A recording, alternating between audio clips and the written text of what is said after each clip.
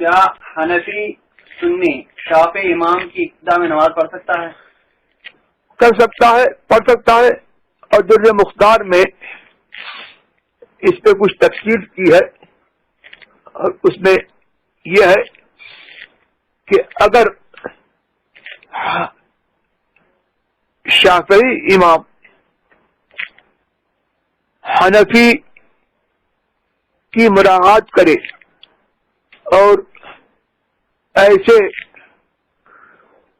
وضو میں یا طہارت میں یا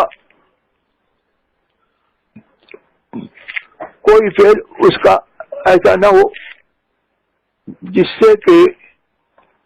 حنفی مذہب میں طہارت صحیح نہ ہو، تو اور وضو وغیرہ حنفی مذہب پر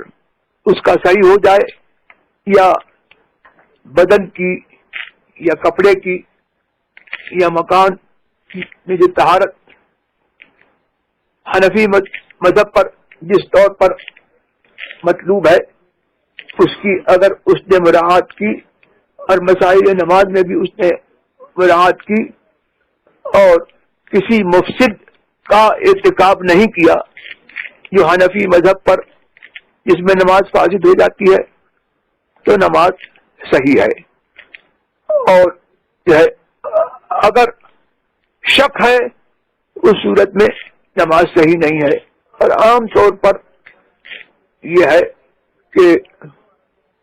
شوافع جو ہیں وہ احناف کی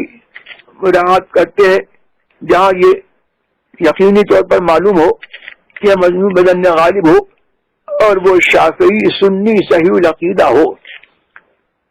نام کا شافعی نہیں جیسے